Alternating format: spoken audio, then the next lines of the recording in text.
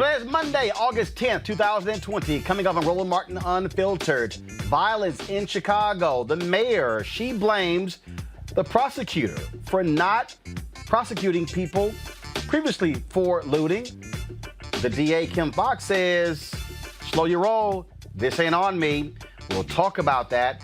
Also, with a violence interrupters director, also T.O. Mr. Ceasefire Heart of It. Republicans are using the fear tactic to redefine the Black Lives Matter movement as a radical leftist mob. Why? They are desperate to scare white people. I'll explain. Back to school during a pandemic, a doctor will be joining us to further discuss how we can promote academic growth while keeping our children safe. Speaking of that, college athletes are saying, hold up. If we come back and play football, it had better be safe. Black men are demanding that Joe Biden pick a black female for vice president. And in Massachusetts, the largest companies in the state had a single black board member. What the hell is this, the 1960s? And what's up with these men angry and upset with the video dropped on Friday from Cardi B and Megan Thee Stallion? Y'all were pretty damn quiet when men released sexist language. I'm going to tie that to people questioning by women who are ambitious for president. Yeah, it's all related. It is time to bring the funk on Roland Martin Unfiltered. Let's go. He's got it. Whatever the miss, he's on it. Whatever it is, he's got the scoop, the fact, the find. And when it breaks, he's right on time and it's rolling.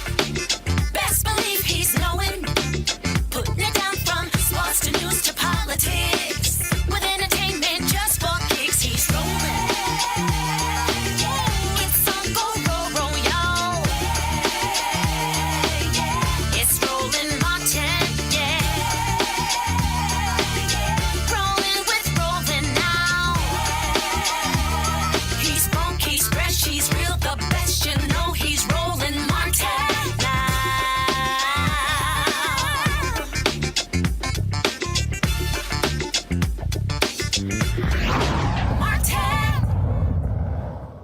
Hundreds of folks gathered at the Magnificent Mile, in other parts of downtown Chicago last night, smashing windows, looting stores, confronting police, and at one point exchanging gunfire with officers. More than 100 folks were arrested. 13 officers were injured during the unrest, including a sergeant who was hit by a bottle.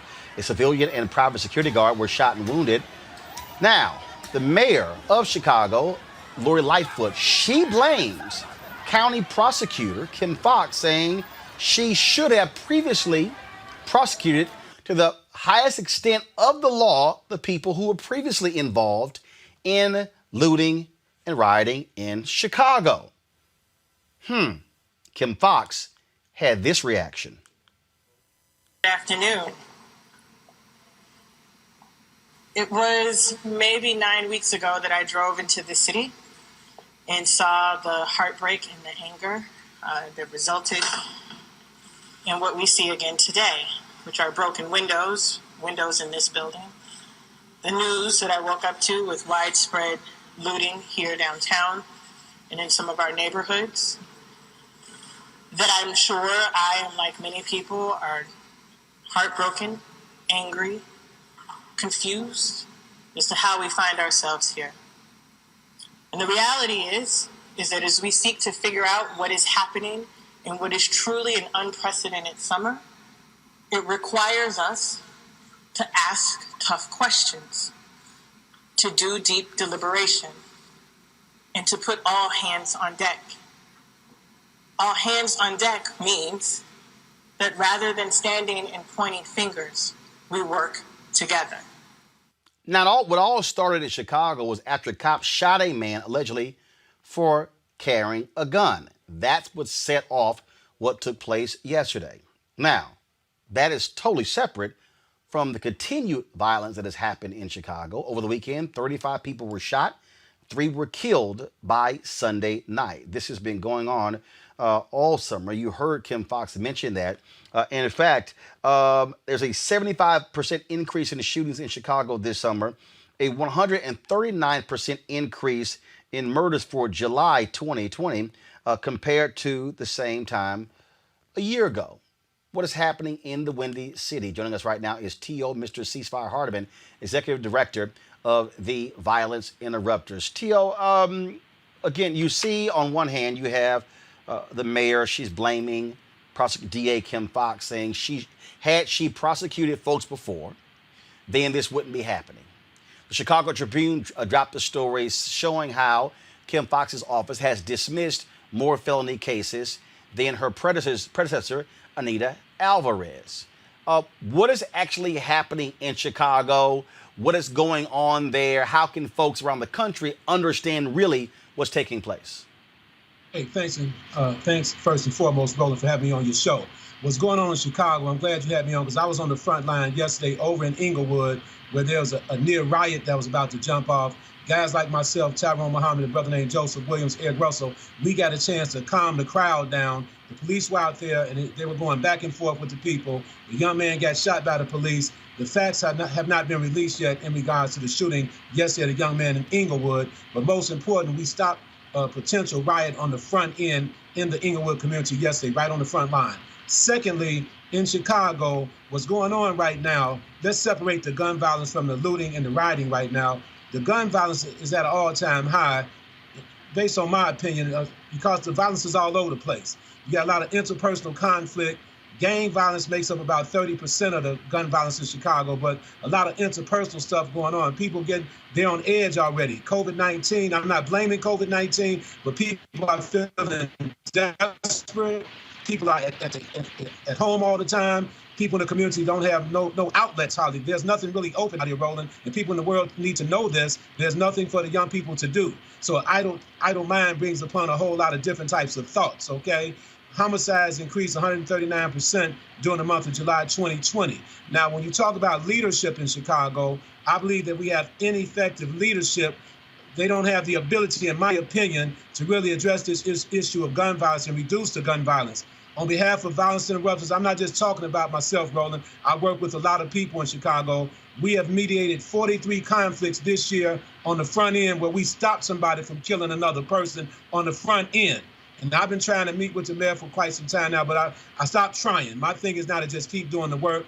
There's a community that I work in on the west side, the near west side. We've gone 60 days without a shooting. None of the businesses were torn up over in the community that we work in. So gun violence right now, you just had the rapper Duck. He was killed, and they were expecting big-time retaliation after his killing. We've been meeting with both sides, not just me, once again. I have a team of people out there. There's a lot of organizations supporting the cause, and there has not been any retaliation as of today. Let me put it like that. So the looting that just took place in Chicago, and I notice the blame game is kicking off on a higher level now. You cannot just blame Kim Foxx. You know, it's important to have somebody in Chicago that knows the back alleys of Chicago, the concrete jungle here in Chicago. You know, I don't want to just come on and criticize the mayor. That's not what I'm trying to do here. What I would like to say is that I met with Superintendent David Brown. He's new in Chicago. It's going to take some time for him to learn what's going on in Chicago. So right now, there's no need to point fingers, because if you want to point fingers, David Brown doesn't know Chicago. Lori Lightfoot does not know Chicago, okay? If you want to just be technical about it. So right now, we need all hands on deck once again. Kim Foxx is doing the best she can do. She may have made a few missteps like a lot of us do, but there's no time to point fingers. Let's bring it together and really organize these young people to the point where they feel a part of society instead of feeling disenfranchised or ostracized from overall society, Roland. So, but how do you get it under control when you have, of course, when you have a situation there, young folks being killed? I saw a story last week, a young boy, his mom kept him inside. She didn't let him go outside and play. He never made it home. You have folks who say they feel helpless with what's going on there, what's happening on those streets. You don't have the same, let's just be honest, you don't have the same centralized gang control that you used to have in Chicago, where, like it or not, they were able to actually control violence there. And so you have these offshoots. You have these lone gunmen. You got folks just sort of operating in their own space. And so what is the blueprint to try to get it under control? Because Trump and others are like, send in more cops. That's the answer. Community says it's not the answer, but the community wants to be safe. Well, you cannot arrest your way out of an epidemic of gun violence, right? It's learned behavior. A lot of guys grow up in the community. This is what they know, okay? My thing is, I would like to make an appeal to anybody listening and watching out here. If, let's say, hypothetically speaking, if the mayor of Chicago appointed T.O. Hardiman like the street superintendent of police, let's hypothetically speaking, I could bring homicides down in Chicago by 70%.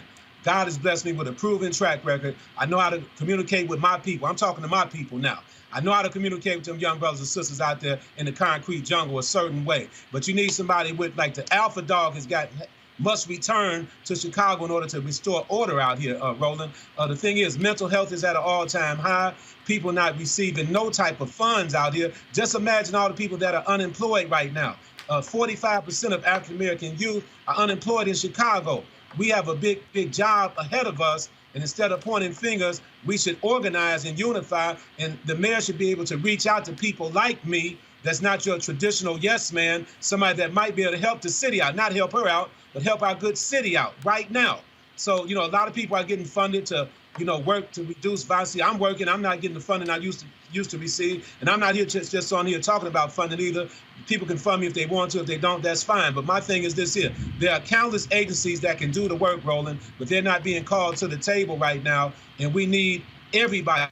Now, the overall solution for people in the world to know, my vision for the overall solution, we need about 10,000 African-American men to unify in Chicago for about 1 year straight, hit the streets, mediate all the conflicts with these young brothers on the streets of Chicago, not stand on them and talk against them and talk down to them, but we need young men. We need guerrilla brothers, intellectual brothers, spiritual brothers, and political leaders. We need to descend amongst the community and reach these. Every time I go out in the community, them brothers, they receive me, Roland. And I'm not just talking about myself, there's other brothers too, but the thing about it, we're like unsung heroes to a degree because we're not doing it for glory. Looks like, go, you froze there. Right on ground level. People filmed it. Okay? So we stopped the riot yesterday, Brother Roland, so I just want to say we putting in work. The thing that, to your point there, you say you need 10,000. When I lived in Chicago, I remember same thing. We were dealing with violence there. We had organized an all-black men gathering, took place at the House of Hope. More than 1,000 brothers turned out. But the problem is what you said is that also, look, if you're going to put them out there, look, that's a job. And the reality is the city spends tons of money on police, tons of money on law enforcement. As you're talking, I'm sort of thinking about, of course, the guardian angels who were in New York City. I'm thinking about, other places as well, where you are, yes, putting folks out there who have a relationship. I remember a few years ago, a lot of people didn't realize this, where the Chicago police superintendent met with the Nation of Islam when they were creating these safe passages for kids walking to and from school. What you're dealing with there is you absolutely need all hands on deck. And so is there a present community solution right now? Is there any community role that's being played at the mayor, at the county commissioners, that the police are involved with, or are they trying to figure out on their own? I think everybody's doing a guessing game right now. For example, Roland, every year, universities are given $20 or $30 million to do research on what are the root causes of gun violence. Why keep funding research? We already know what the root causes are. The bottom line is when I talk about organizing 10,000 men, I'm saying organize 10,000 men with intent to mediate conflicts, to reach them young brothers on a higher level. Mediate conflicts out there, not just marching, not marching against the young brothers, bringing them to the table of peace and understanding, number one. The solution is a community solution. That's the only thing that's going to work right now.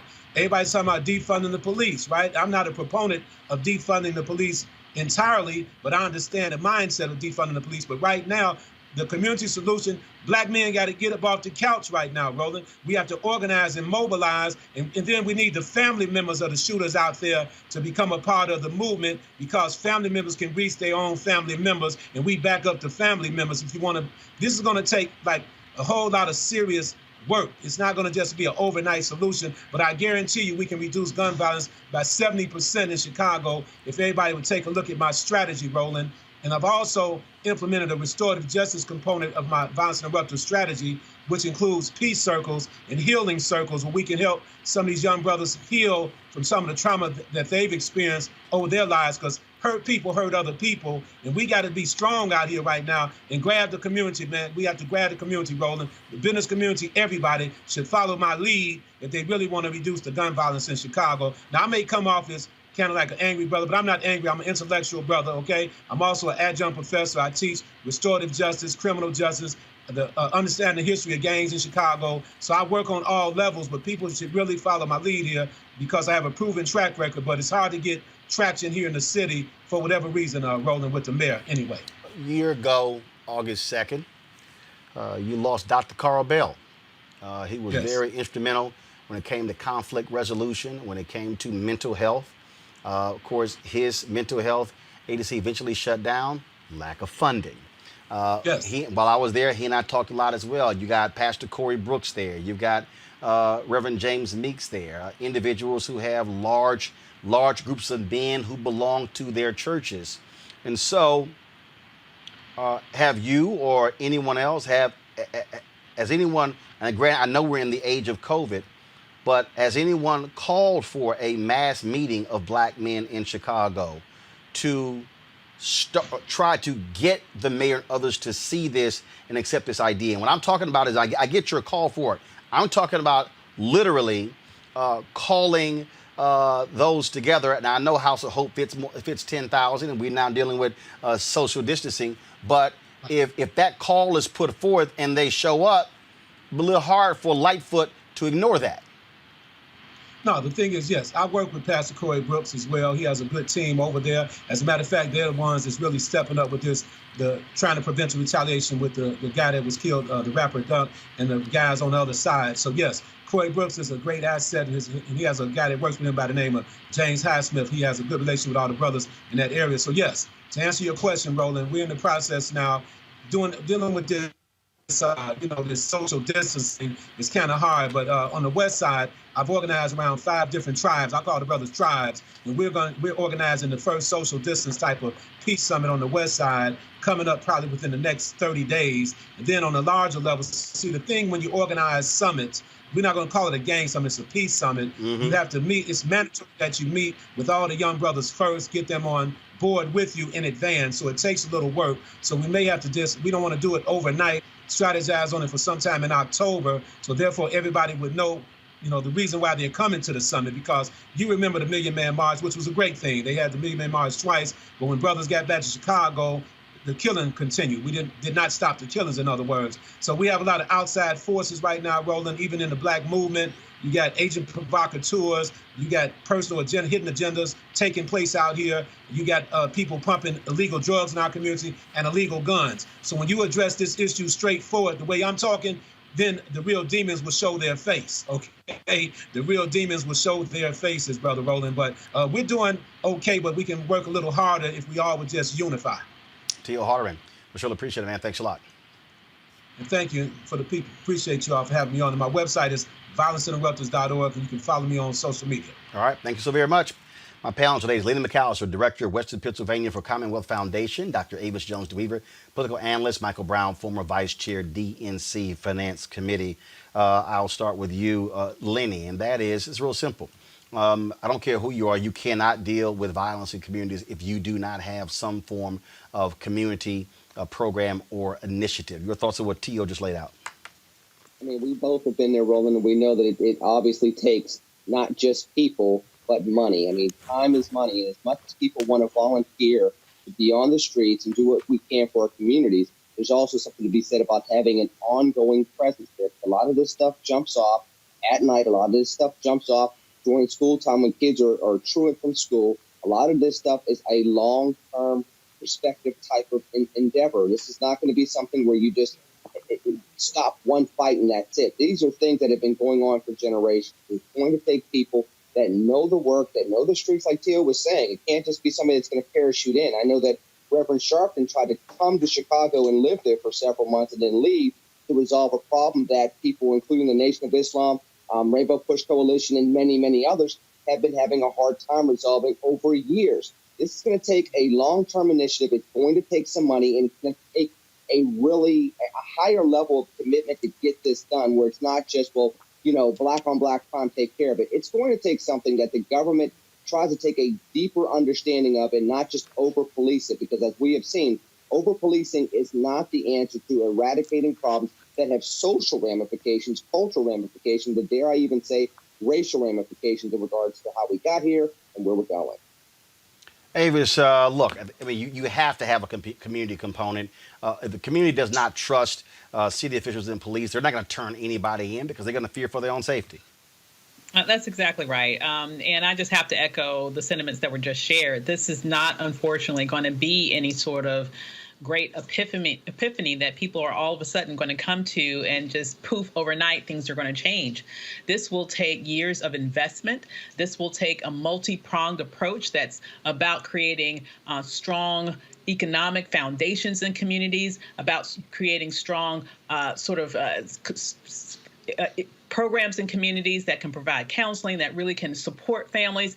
It's not going to be sort of like a one-shot cure.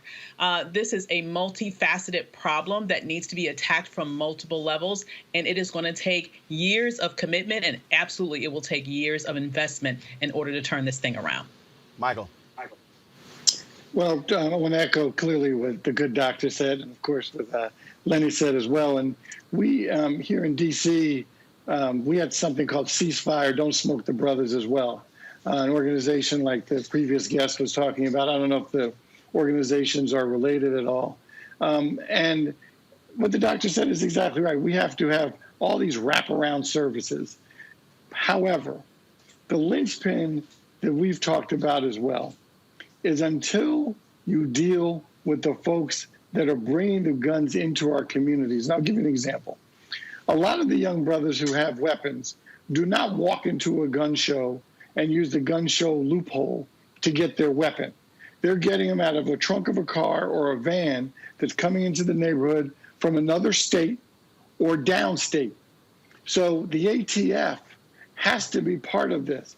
If they're going to go after young brothers with a nickel bag of weed, they need to go after the white Caucasian gun runners that are coming into our cities giving young brothers guns. That is a part of it. Now, that has nothing to do with NRA. That has nothing to do with trying to take somebody's Second Amendment rights. What it is folks that are driving in illegally to sell guns to people. That also needs to be part of the problem. Well, the issue there, again, what's happening there is it's a multi-faceted issue. So it's not just the issue of guns. It's not just the issue of police, but you got to deal with economics. You got to deal with education. I mean, it's all that combined. But again, I do believe that in order for them to fix what's going on, you have to have a community component. Otherwise, it will never, ever get taken care of. So we certainly hope to see what happens there in Chicago. Folks, as of today, there are more than 5 million confirmed cases of COVID-19 in the United States. 163,000 people have died because of the risk. The majority of large public school districts have chosen to transition to online learning. Some have already returned to in-person classes, and they're seeing an increase in cases of COVID-19.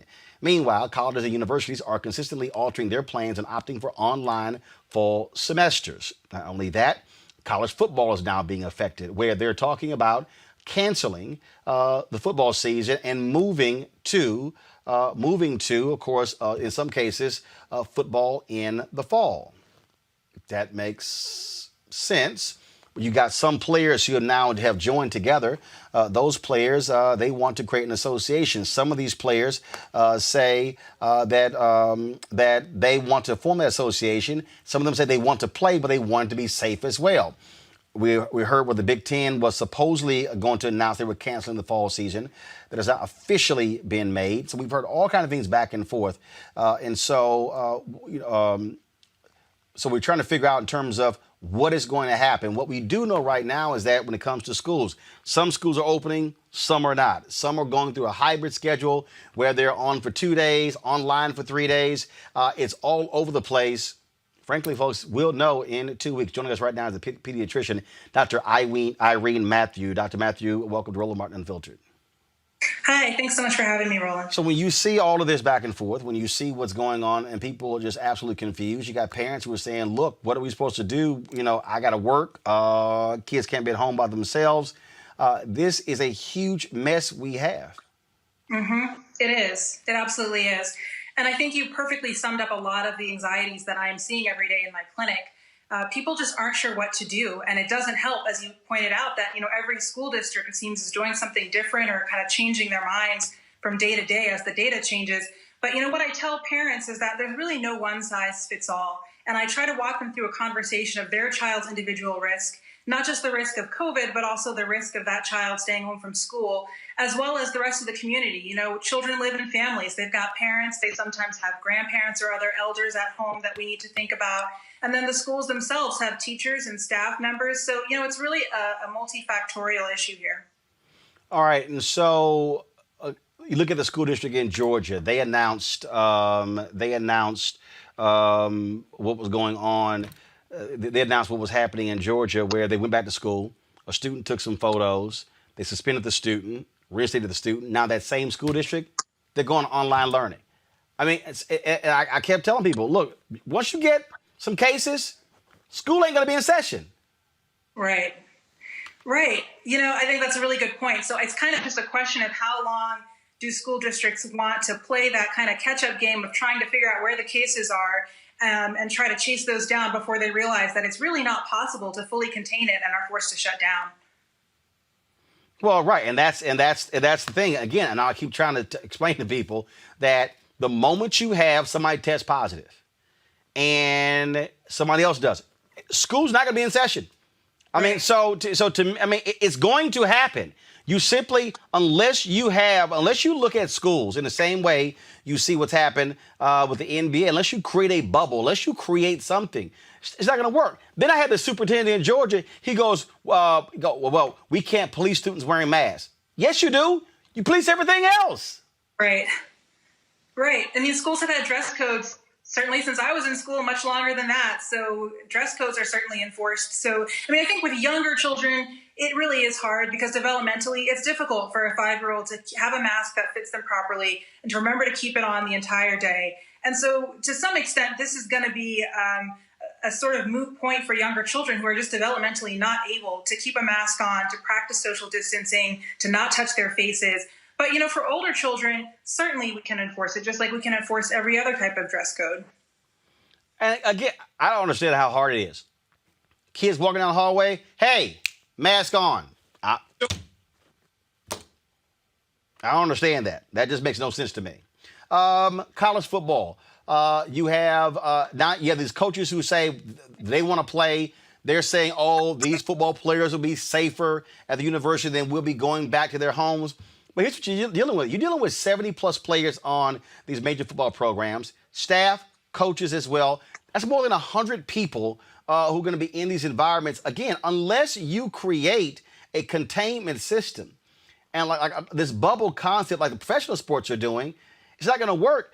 If for these coaches, here's the thing. The players might be in a contained environment, but the coaches aren't. The personnel aren't. So this whole idea, they're young, they're okay. It's a Major League ball player who is actually out for the year because he had COVID, got through it, but now has a heart issue tied to COVID. Right. That's such an important point, Roland, because, there has been this myth throughout the entire pandemic that young people are fine, young people are going to be okay. But, we've seen increasingly as we see these young people who have had COVID and survived, that a really astonishing number of them do have chronic heart conditions later. They have evidence of heart damage, in some cases similar to people who have had heart attacks. And so I think we need to be really careful about saying young people are going to be just fine. And these are even people who didn't have to go to the hospital, who may have had mild, moderate cases at home. There are people who have psychiatric, neurological, long-term side effects. I mean, the problem is we just don't know enough about this virus to be able to say confidently that young people or people who have mild infections are going to be fine and it's no big deal. Dr. Irene Matthew, we surely appreciate it. Thank you so very much. Thanks for having me. All right, then. Michael, what the hell? I mean, you're in a tough case. Obviously, parents are having to work. They're not trying to have kids at home for the next 5 months or even longer. But unless school districts are truly coming up with proper protocols, you're going to have chaos. That district in Georgia, perfect example. I don't know, and let me just go ahead and put it out here, and I got no problem doing it. It's a bunch of white parents who are acting a fool, who are saying, I'm not sending my kid to school without with the damn mask on, I got freedom. That's a part of this. Now, I know somebody who's saying, yeah, Roland, there's some black people out there. Yeah, but it's a whole different deal. You don't have a lot of black people out here hollering, my freedom, my freedom, my freedom, when we're dying from this at a higher rate than anybody else. And black kids having a lower rate of infection out of black, white, Hispanic. Hispanic, number one, highest rate of infection, they're number one. Whites, two. Black, three. Second highest death rate, black. Well, like anything else in this world, in America world, frankly, the world, it's everything's so politicized. And take Georgia, for example. Governor Kemp will pretty much do whatever 45 tells him to do. And if that means opening up the schools, he's going to do it. And until, obviously, except for, obviously, some of the mayors in these cities, county commissioners, that say, wait a minute, I'm not going to do what Governor Kemp tells me to do. Obviously, also in other cities around the country. So depending on where you are, who you support for president, if you support 45 or if you support the vice president, or if you're from an urban area, or if you're from a more of color area, everything depends on where you're from and it's politics. And it's too bad because young people are the ones that are going to be impacted and affected. And then you have 45 running around talking about and telling the world, oh, young people aren't impacted by this disease or by this virus, which isn't true. So you have these parents listening to him. I don't know why we're even spending time listening to him anymore, because he's becoming pretty much irrelevant. But because of that, you have those folks you just described, Roland. I don't understand how many of these people don't understand what's going on here. I don't. I mean, the reality is this here. Adults obviously are different.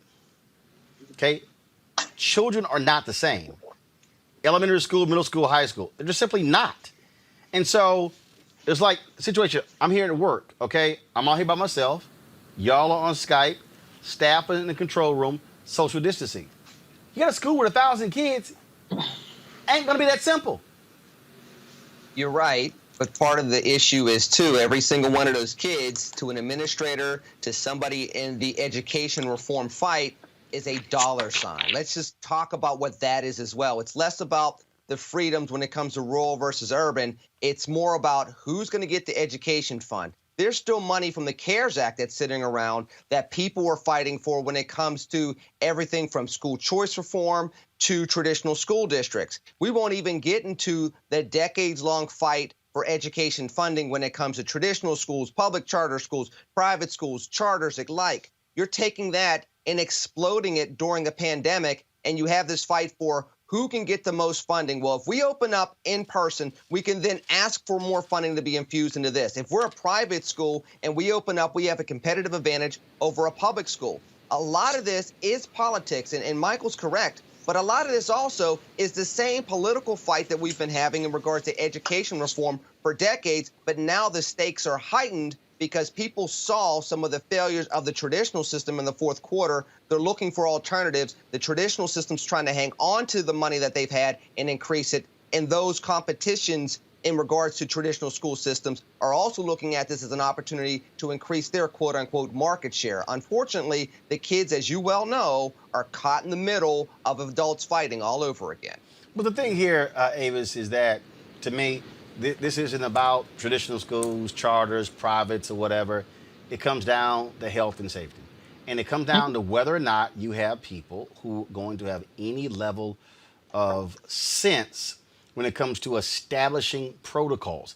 That's what the problem is. Again, to listen to this superintendent go, we can't police them wearing masks. We can't tell them what to do. Then you suspend the kid who took the photos because you got exposed. And now all of a sudden folks test positive, and now you got to quarantine people. I mean, this is This is the problem. And if you're a teacher, you're an administrator, if you're a janitor, if you work in the kitchen, hell, you might have a newborn at home. You're not trying to catch COVID from a kid. Absolutely. And it was a recent study that said that over 100,000 children have already tested positive for coronavirus in the past 2 weeks. And so to say that children are somehow immune to this disease is just an absolute outright lie. I think what's happening here is, yes, it's political. It has a lot to do with a president who has for months denied and lied around the specific issue and continues to do so to a different extent, but he still does it. It's someone who has also threatened to not fund schools, to pull certain federal funding away from public schools, even though it just accounts for, a relatively small portion of their funding. It's still very significant, particularly for schools that are already underfunded. That becomes an important factor, yes, when people are thinking about being able to maintain their system. But I would also say on the other side of the coin, when we're talking about college football, that to me is all about the money. Now we're talking about a $4 billion industry. A $4 billion industry in which they are willing to, quite frankly, risk the lives of these young men who aren't getting paid, by the way, but making $4 billion for other people for nothing. It is just for their entertainment. That, to me, is just as unconscionable as having young children go to school every day, not only putting their life in safety and danger, because there have been children who have died from this disease, but also putting in danger the life and safety of all of the staff that work in those schools, as well as their parents and their broader communities when they go home. Well, look, it makes sense that be done. Again, I'm telling y'all right now, school, we get to September. Kids go back, and kids start testing positive. Parents are going to be yanking their kids out of school, and then we're going to have a truly, truly huge problem on our hand. But at the end of the day, what this really lands at is the feet of the idiot in the Oval Office. The Washington Post did a huge takeout this weekend, just showing the utter ineptness, Lenny, of this administration, laying out how Trump, his folks, have been focused more on the politics of this, as opposed to the optics of this versus really the problem. In the month of June, the strategy was, don't focus on coronavirus, let's talk about the economy. You can't talk about the economy unless you deal with COVID-19. And so you still have no national testing plan. Okay, experts say we should be testing 5 million folks a month. We're doing about 800,000. This is leadership. And frankly, this is why, according to the polls, you got folks in multiple states who are saying, hey, I'm gonna support Joe Biden because this idiot and his team, they are utterly clueless. And then when you're crapping on your doctors, Birx and Fauci, like Mark Meadows, the chief of staff, knows what the hell he's talking about. Well, unfortunately, what ended up happening when Donald Trump was elected president in 2016, people were not necessarily voting for leadership. They were looking for a shakeup. They were looking for somebody that was going to make them feel good versus being prepared for instances like this. His was not a vote of leadership. His was a vote against a candidate. Well, the bad news about that is when you have situations like this, somebody that is not necessarily skilled at government, somebody that is generally following the guidelines of let's try to force this through, you have these type of situations. I've said this previously. I even said this about Mitt Romney and other business people on both sides of the aisle.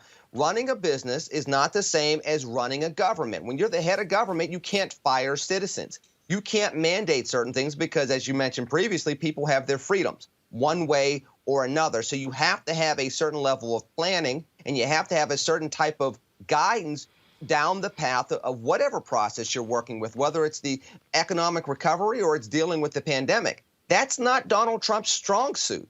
If you look at some of the things that he has gone throughout his business career, it's evident that that's not his strong suit. So what the campaign ended up doing was, can we pivot towards his strong suit? The problem for the American people is the fact that this is less dealing with the pandemic. This is more dealing with the election in November. And there have been obviously human consequences to that. Now, the flip side to that is you also have seen governors at the state level, both in Republican and Democratic camps, take certain types of moves that, again, might have been more politically motivated then they will have been, let's lean on all different type of experts. The health experts, economic experts. Are there ways to shut down our economy effectively, keep people safe, and make sure we don't have exorbitant and in some instances unnecessary unemployment rates like we have here in Pennsylvania? Could we have made sure we've done some things that keep certain aspects of the economy going versus what we did here in Pennsylvania, shut down sectors and industries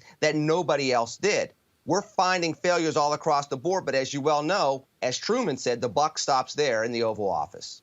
Again, what you're just dealing with, you're dealing with sheer madness. What you're dealing with is someone who has no clue whatsoever. This today also was at the White House. Y'all watch this.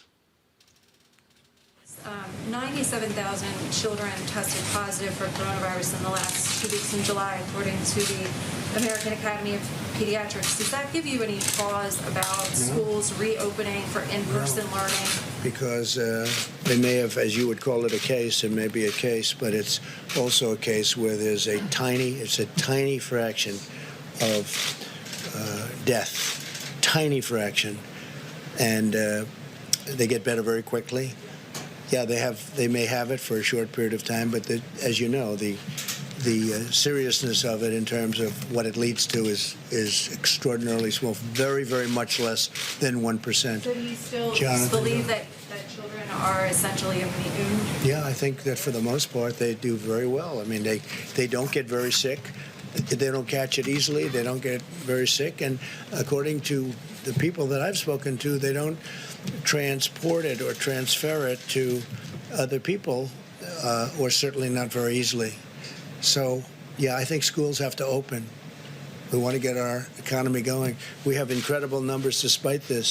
If we could get this going, I think it's a very important thing for the economy to get the schools going, Jonathan. That right there is about money. And then for him to say they don't pass it on, kids have died. He's not a doctor and he doesn't play one on TV. He's actually not even a good businessman. He ran 6 businesses into the ground with bankruptcies. And now we see that he is an absolutely horrible president of the United States. He is completely irresponsible. He is incapable of emitting emotion about the human tragedy that we have seen now. Over 160,000 people dead.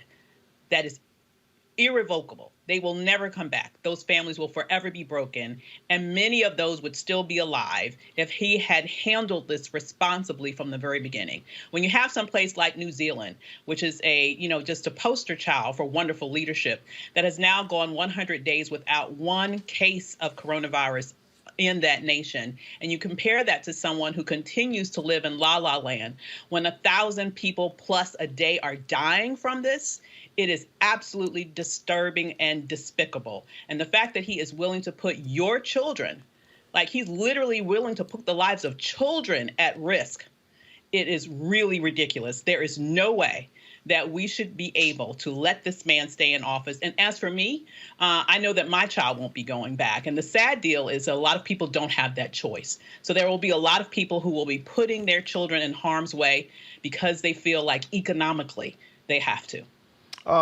Also, actually, at the White House today, this happened. There were some shots fired outside of the White House around 6 p.m. And then this happened during the news conference. Hopefully soon. Excuse me?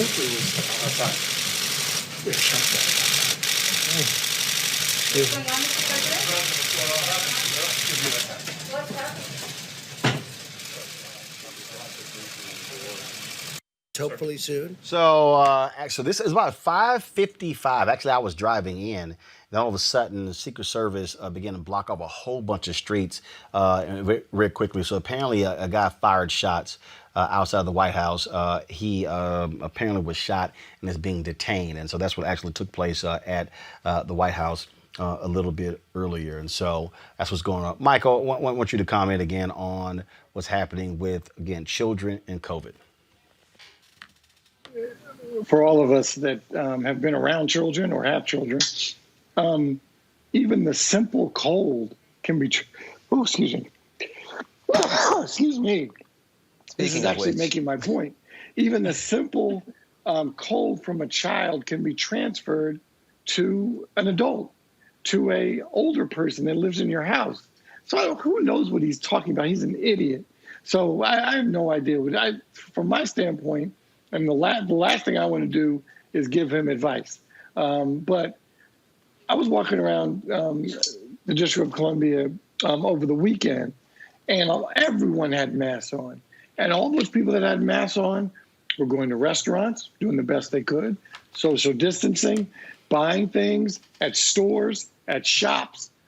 If he would mandate masks for everyone, period, for the next, 6 months, year, I'm not a doctor, whatever the medical folks say, he could do that and help the economy at the same time.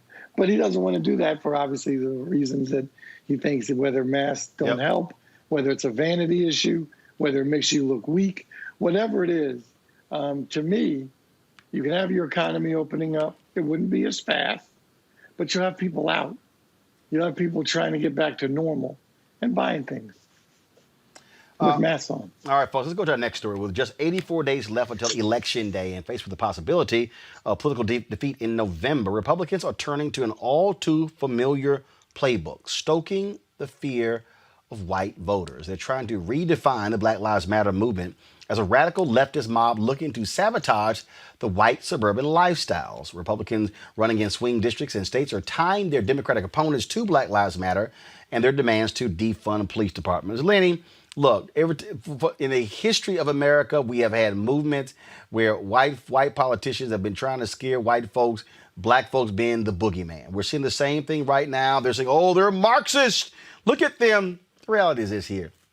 There are people out here who support the concept of Black Lives Matter who haven't even read that plank written by the Black Lives Matter movement. There are people out there who say we support Black Lives Matter, and they're not sitting here saying I'm a Marxist like the three women who came up with the hashtag Black Lives Matter.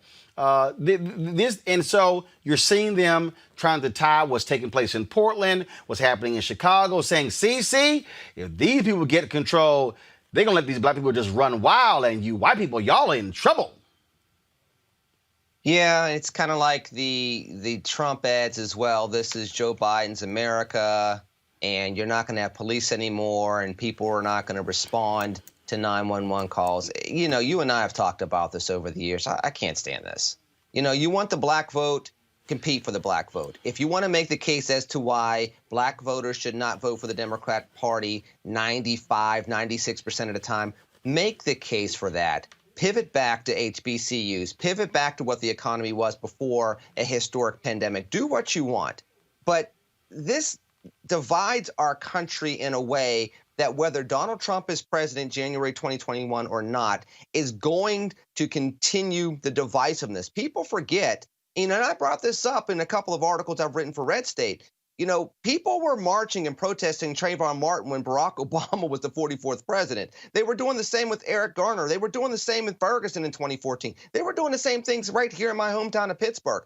So the things that people have been talking about and protesting for and against are not things that are directly tied to Donald Trump as the 45th president. These are things that have been impacting Black America in some instances for decades. So to make it seem as though this is just a BLM dynamic that comes from a Marxist, origin, and it's going to play out in the 2020 election campaign, specifically down that path, is ridiculous. And it's a shame that Republicans have not learned over the years how to talk to black people as if they're fellow Americans, because they are fellow Americans. And this is not a new dynamic that I have seen, and it's not a new feeling that I have in regards to it.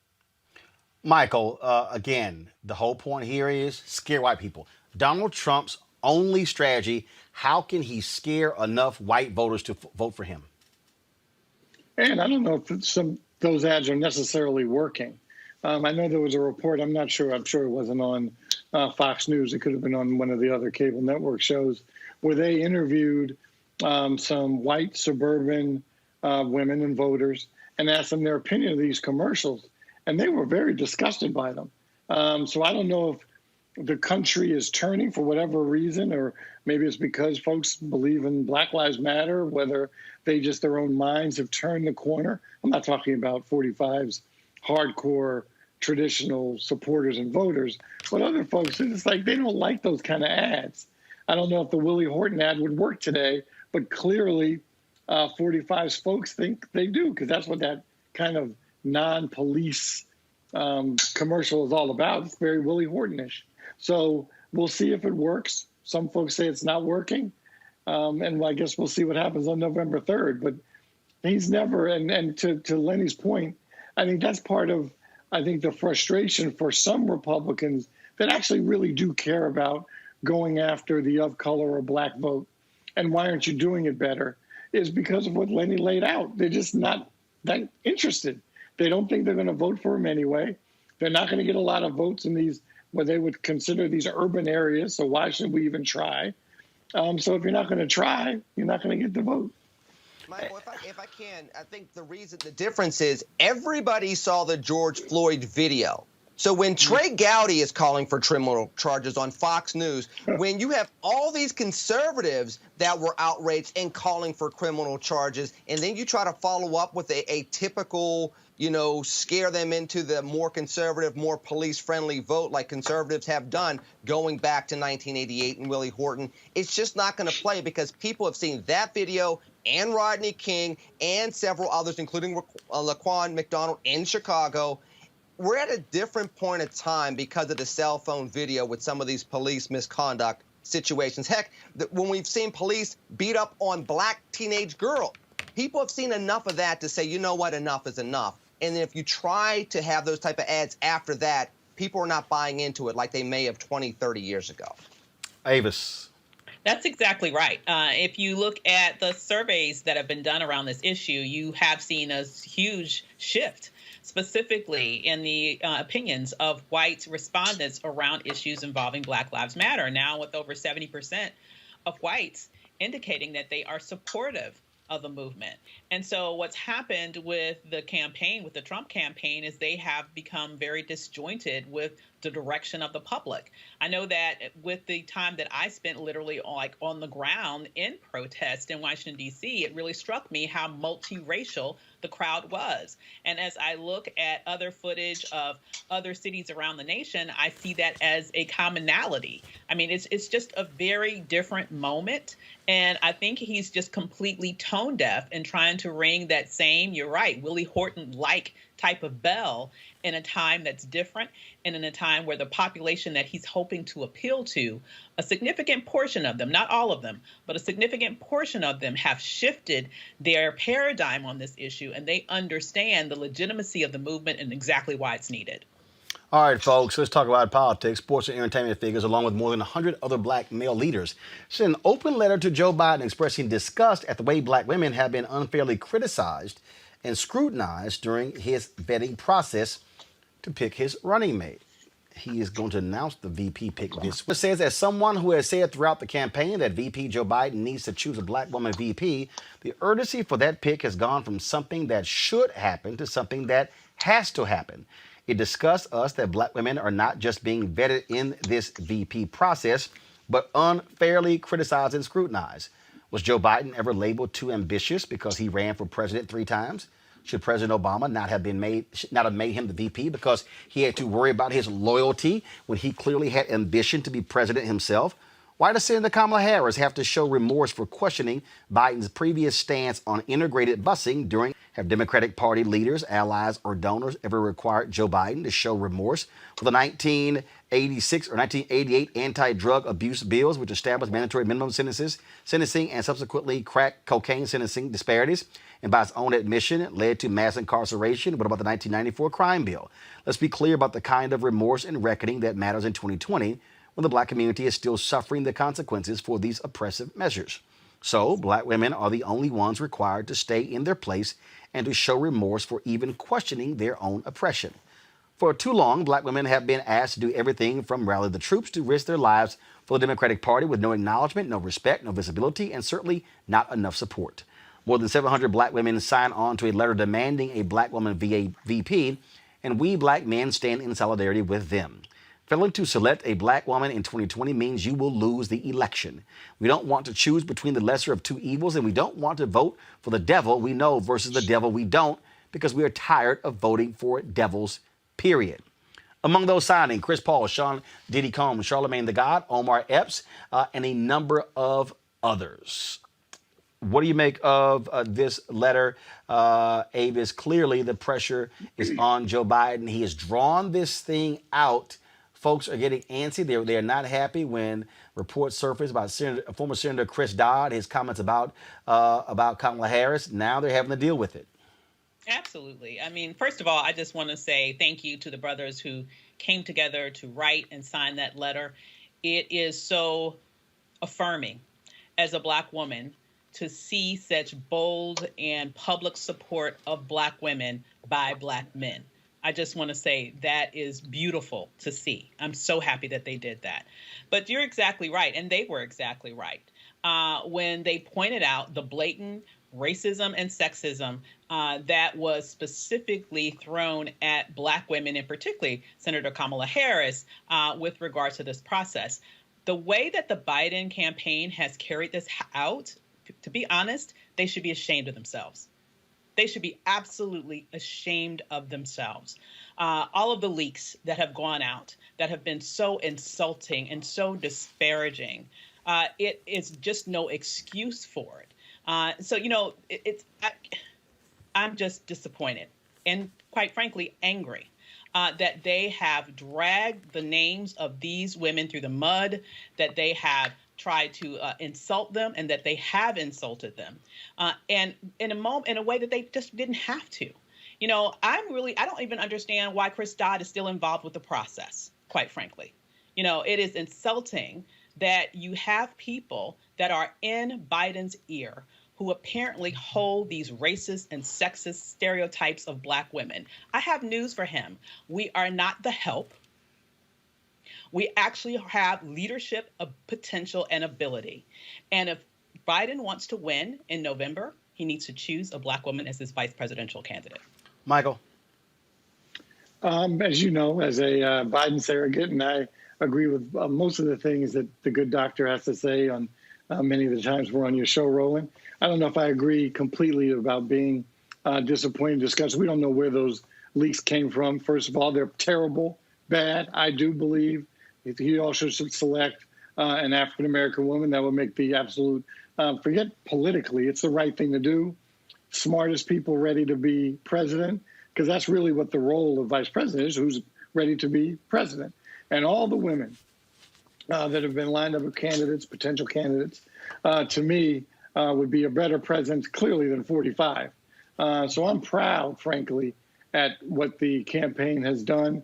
No campaign in the history of America has done what the Biden campaign has done about laying out women of color to a chance to be vice president of the United States. So I think we should also give credit where credit is due. Has it been a perfect process? No.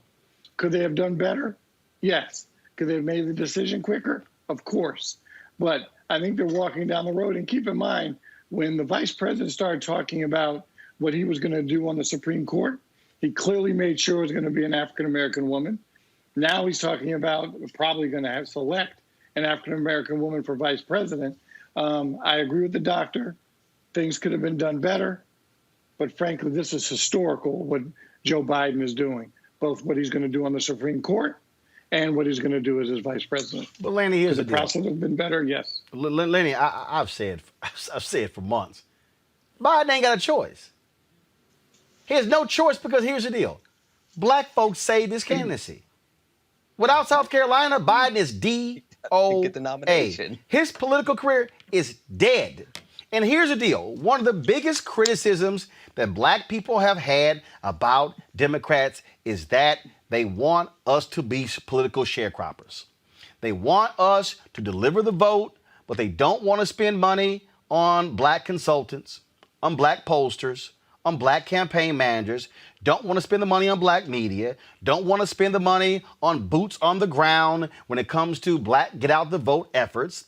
And now it's time for significant positions, then don't get rewarded. Oh, sure, you got a black president, but what black people are saying is, hey, Joe, Without us, player, you ain't even standing right now. It'll be somebody else who is a nominee.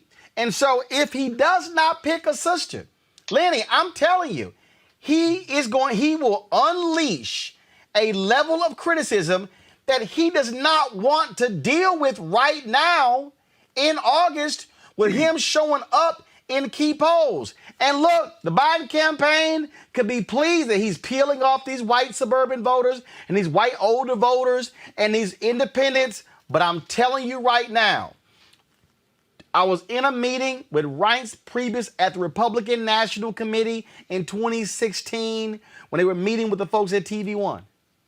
Tara Wall says in the meeting, there is no group that hates us more than the Republican Party. And they can ill afford to piss off even a fraction of black women going into November.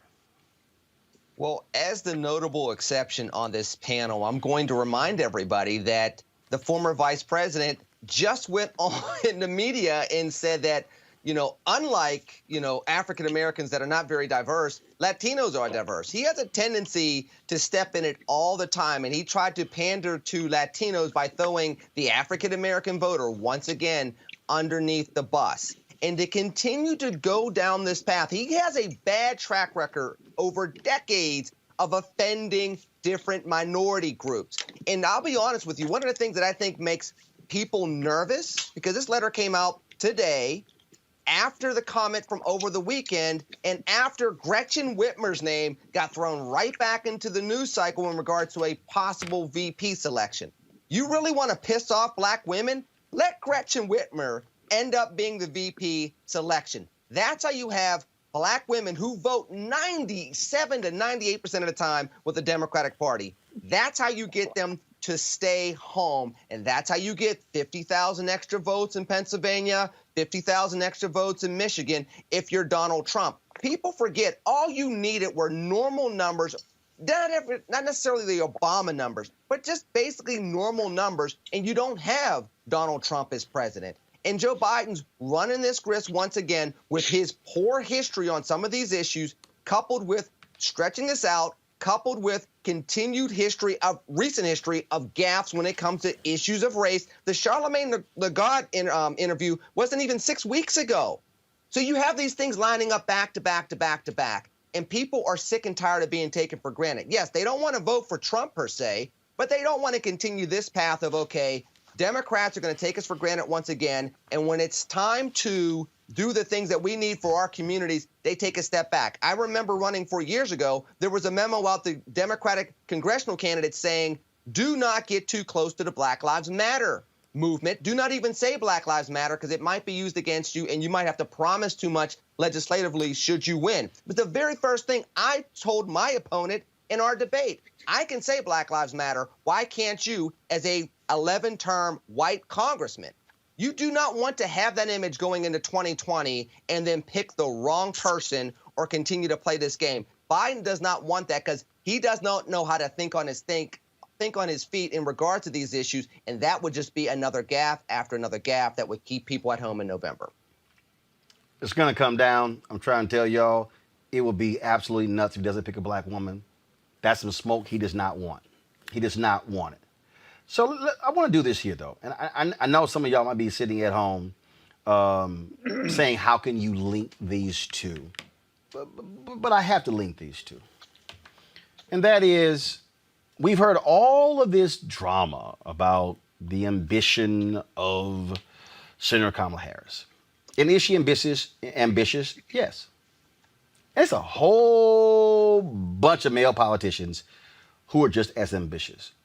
Y'all remember Beto O'Rourke? Lost. First of all, a congressman from Texas who I had never heard of. And I'm from Texas. I had never heard of Beto O'Rourke. I didn't. He in El Paso, he might as well be from California. That's so far away from damn Houston. But he runs against Ted Cruz. Loses. Small margin. He says he was built to run for president. He was made for this. Really? Ran, didn't survive, dropped out. I remember the guy who ran out of Montana. Bullard, I think. Bullock. I don't know what the hell his name is. Governor of Montana. That shows you he didn't poll at all. I can't remember his name. His wife gave an interview where she said the only way we're moving to Washington, D.C. is if he's president. All right, boo, guess y'all ain't moving. He dropped out. Now he's running for the United States Senate. So men, especially white men, have openly expressed their ambition.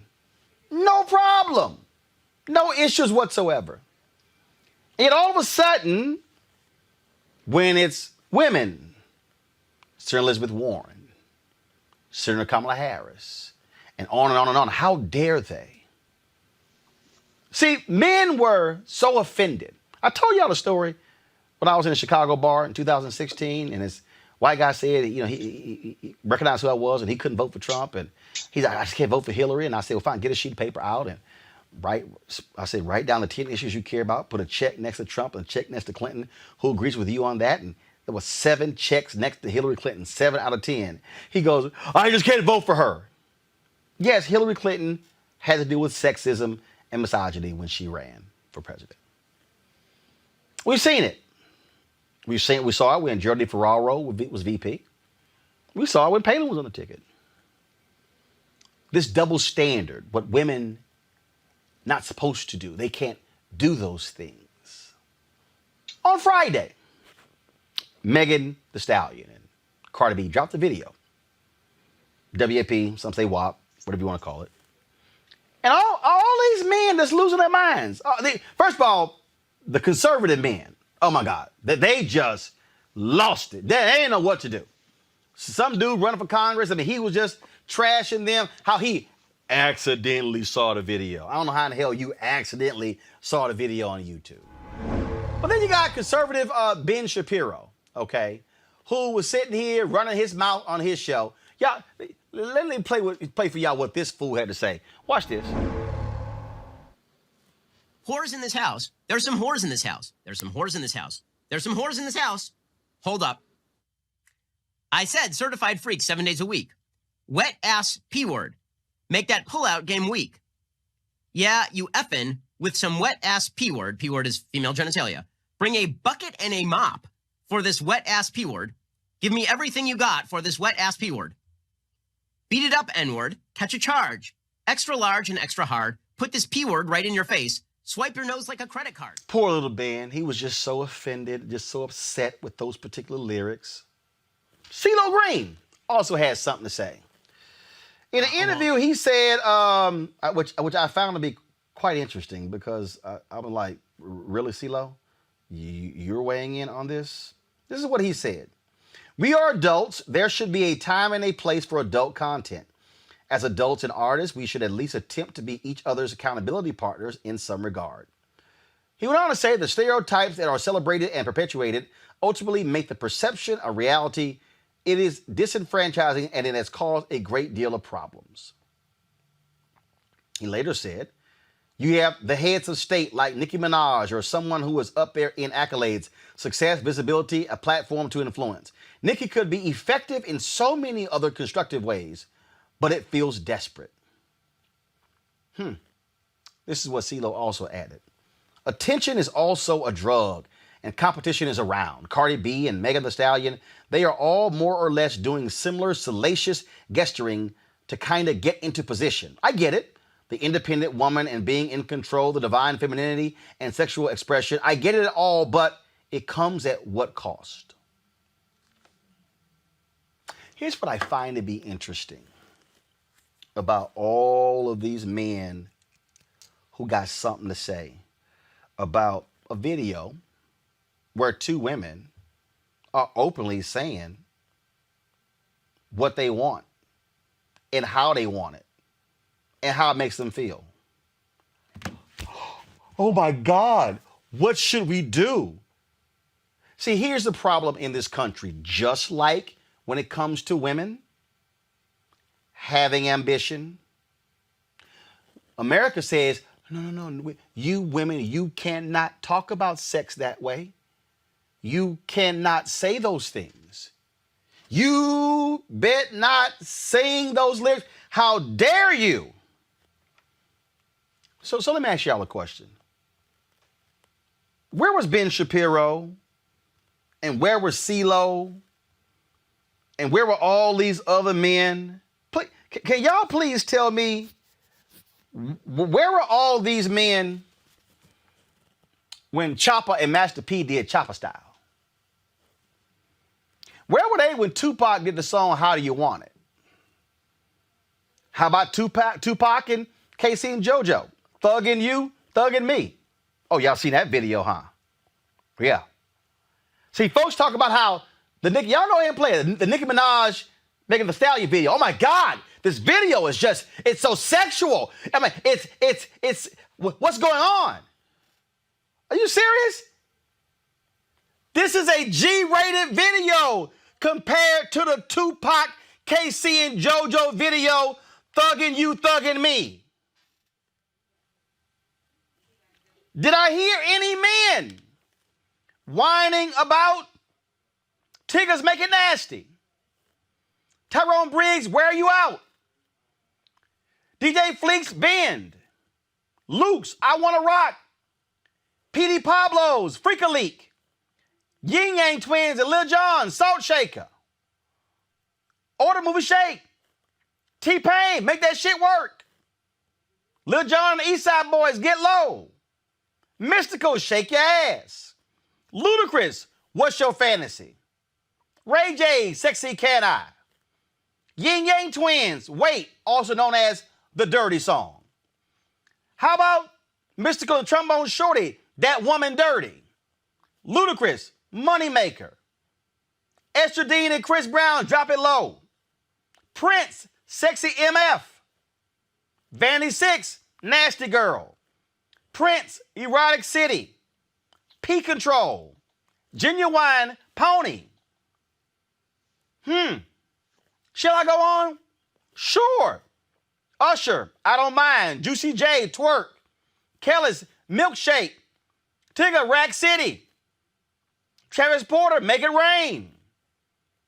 Let me go on. Shall we? Too Short, Blow the Whistle. Love Rants, Up, featuring 50 Cent. Ludacris, P Poppin'. Same P as in this song. Big Sean, Dance Ass. French Montana, Pop That, featuring Rick Ross. Oh, let me go on. Fat Joe and Lil Wayne, Make It Rain. Usher with Nicki Minaj, Lil Freak. Am I done? Off the Record, Booty Work. Robin Thicke, Shake It for Daddy. What you think he's saying, shake it? Huh? Matter of fact, if y'all want to listen to a sex song, listen to CeeLo's Love Gun. Oh, my bad. My bad. Nelly, Tip Drill. Prince, Head. Montel Jordan, Let's Ride. Digital Underground, Freaks of the Industry. Silk, Freak Me. Prince, Cream. Oh, y'all think I'm done? No, I ain't done. 2 Live Crew. All men, pop that coochie. You need D in your life. Throw that D. Shall I go on? Huh? Shall I go on? Juvenile, Slow Motion. What do you think he's talking about? Lathan Grady, Freak It. Ludacris, Sex Room. Ludacris, What Them Girls Like. Ludacris, Nasty Girl. Ludacris, My Chick Bad. In fact, Ludacris did an entire album called Battle of the Sexes. We got all kind of hip-hop songs. All kinds.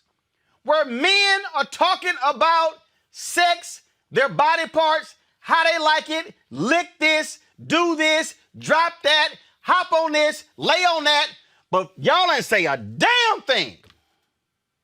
But all of a sudden, 2 women drop a song, making it clear what they like, and all of a sudden, folks are just losing their mind. Oh no, I know.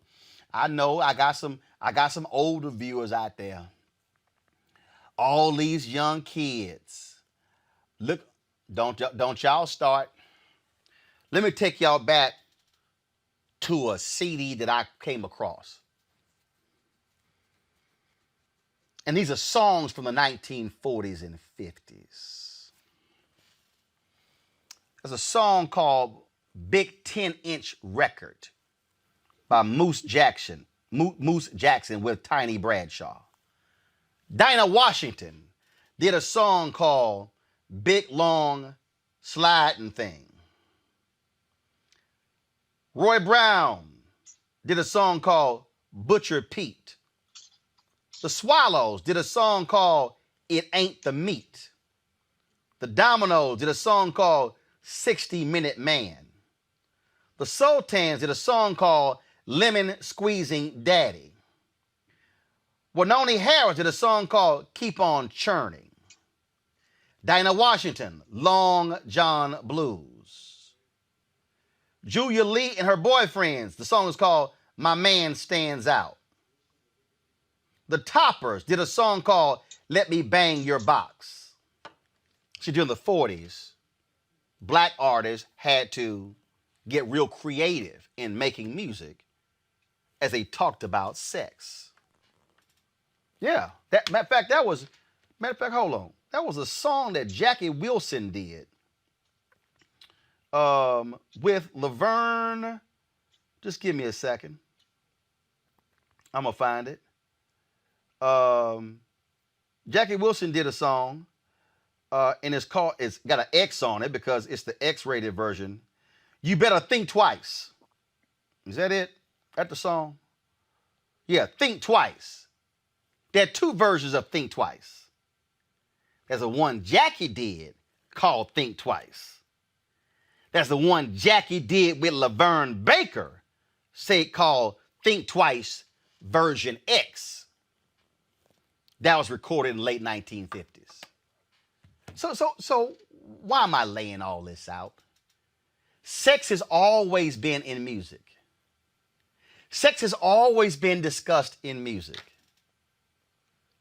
Didn't the Rolling Stones do a song called, was it Brown Sugar? Brown Sugar.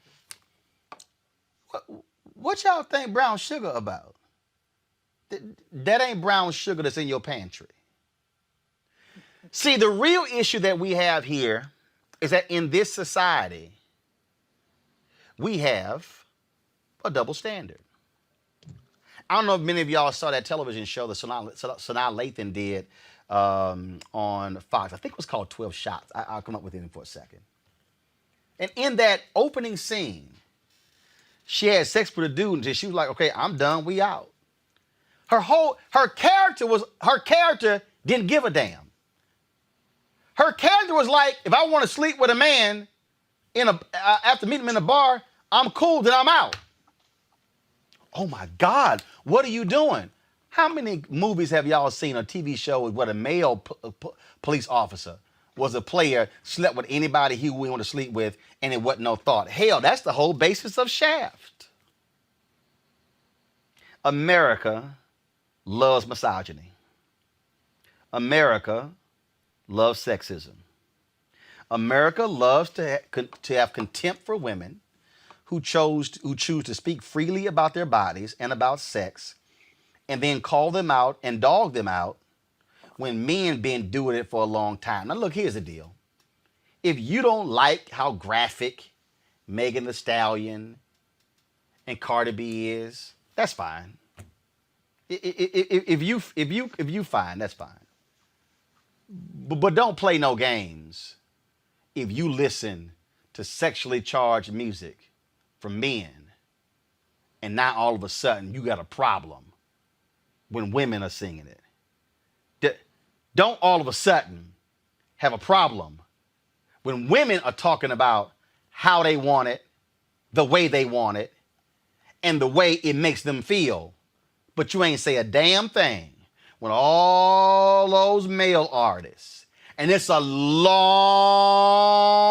list of male artists who've been doing the exact same thing. And lastly, don't play this game when it comes to your daughters and your sons. And black folks, y'all know what I'm talking about too. Y'all know how we sit here. Oh, yeah, check him out, man. He got all the girls calling the house. What? Who all these guys calling the house for her? Don't you be a hoe. I'm sorry, wait a minute. So we celebrate when that guy or that young boy has multiple girls calling the house or DMing him or texting him. But over here, our son, oh man, he a player. But our daughter, she a hoe. That's what we call double standard. So that double standard now is played out in every other area. It even plays itself out when a woman rises to become mayor or governor or senator and wants to be vice president or president. And then they say, no, you can't do like them. No, we're going to hold you to a different standard. No, same damn standard. Same one. Going to a break. I'll be back on Roland Martin Unfiltered. Support Roland Martin Unfiltered.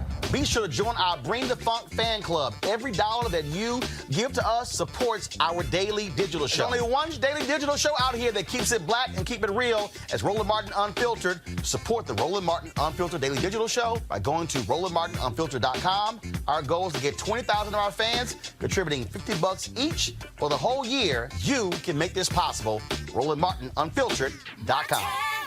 Look at my panel. I want to talk about that whole deal. Avis, again, this double standard, these games that we play, and you got to call it out because what it does is if you don't, this thing sort of continues with how we sort of view women and say, well, no, you can't do that, but you're a dude. Oh, no, you can't do that. That's what we're dealing with here. Now, I know somebody was like, I can't believe you're going to put VP candidates in the same breath as Megan Thee Stallion and Cardi B, but it all is in the same bucket of how we look at and treat women differently than men, and hell, how white folks look at black people differently than them. Because I remember I was told, you wear your ambition on your sleeve. I was like, but the white boy do too. Yeah. It is absolutely true. That is a double standard. It is sexist. I think that CeeLo Green in particular is rather rich. I mean, wasn't he convicted of rape at some point? I mean, we're not talking about a video now. We're talking about real he took life. a plea deal for putting for putting something in a woman's drink. But I'll find it. Go ahead. Oh, okay. Mm-hmm. So he was trying to do a Cosby. I got it. Okay. So interesting that it comes from him. But as you mentioned, it's not just him.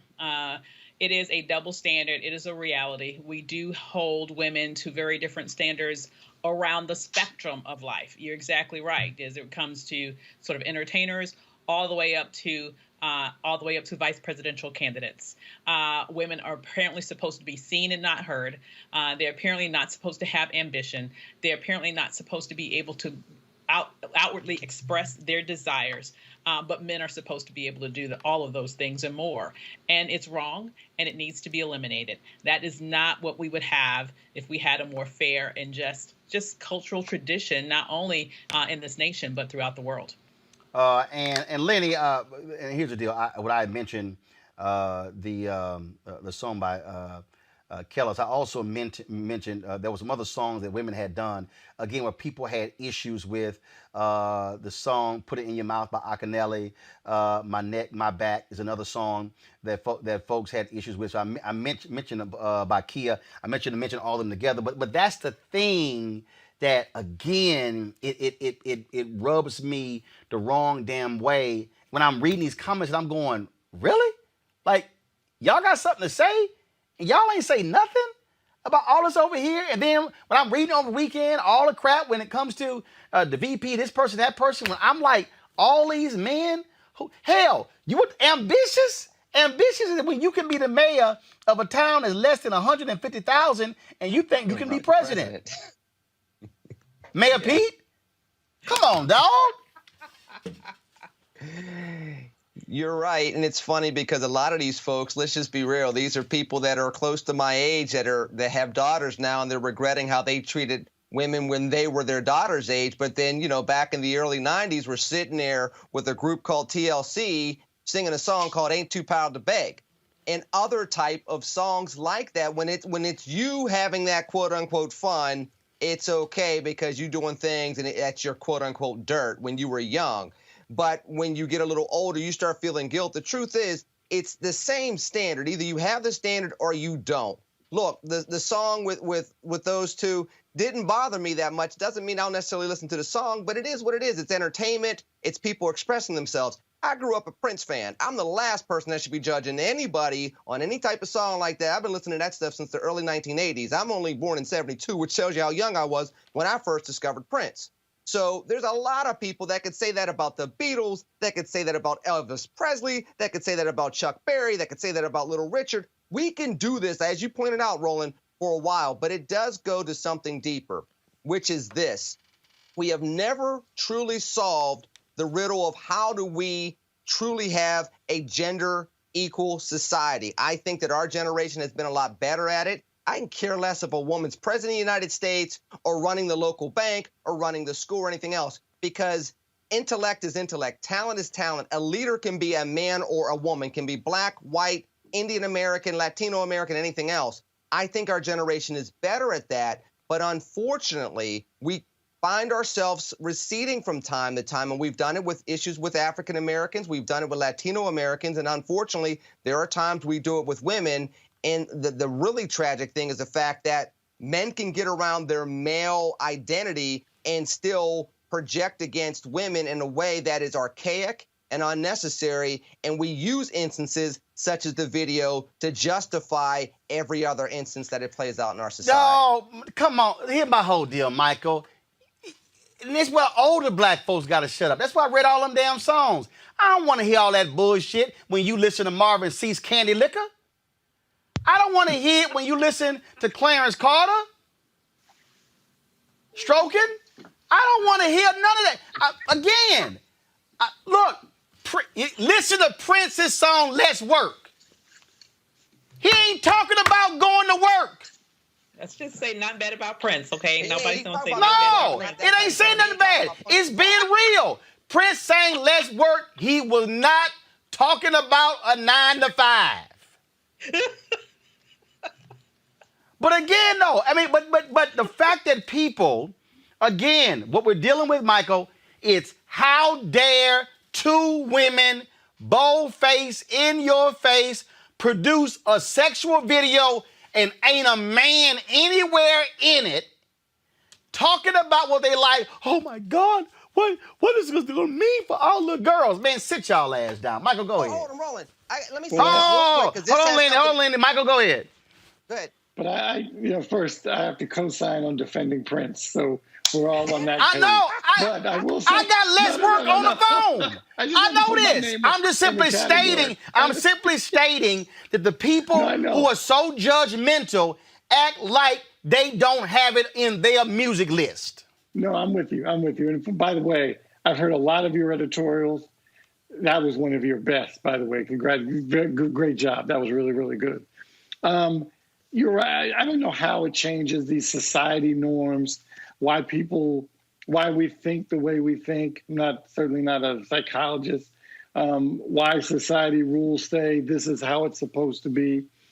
But it certainly helps when the glass ceiling is broken. When you do have people sitting across the table from you that can determine whether you're going to get your home loan, that determine whether you're going to get your car, determine what your city policies and laws are going to be, or your state.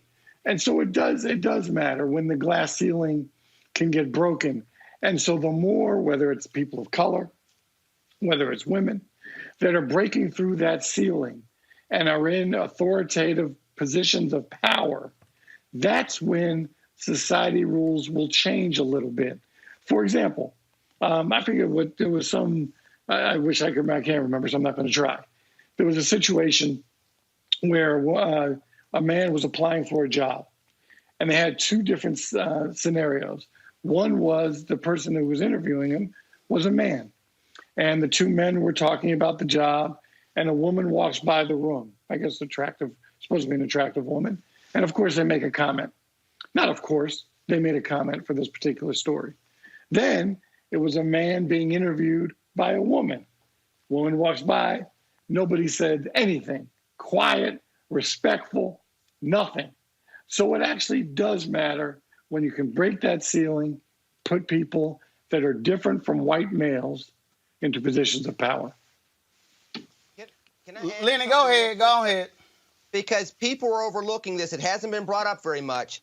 These were two black women over the weekend that this whole video controversy came up about. You know, I wrote down 3 women that don't look like them that made an awful lot of money sexualizing themselves. Miley Cyrus, Britney Spears, and dare I say a woman that became darn near a billionaire, Madonna. So she literally Madonna has been doing this since the early 1980s, went around Hell, grinding Kim for the Super Bowl. Kardashian, And her ass, all the money, all them wanted to making, go there. and we know her because she made a sex video with Ray J. Man, come on, dog. Dog, these folk. Some of this has to do So you're with right. race. and It's people don't wanna black talk about female that. sexuality. But it's more than, it's also black female sexuality. And that's part of where this is going as well, because even when you go into the femininity of it all, there's a separation between what is expected for black women and the stereotypes that people are so willing, even black men, to go into immediately when these things come up versus the quote unquote benefit of the doubt, the businesswoman that women that are not black women get from time to time. And that is part of this whole dynamic as well. And see, Avis, here's the deal. I need these brothers and sisters who are watching, who are also saying to me, man, I had some fools say, you know, we got more important stuff to talk about. No, we don't. Because what I'm describing right now is also the difference between women being locked out of the Black freedom movement.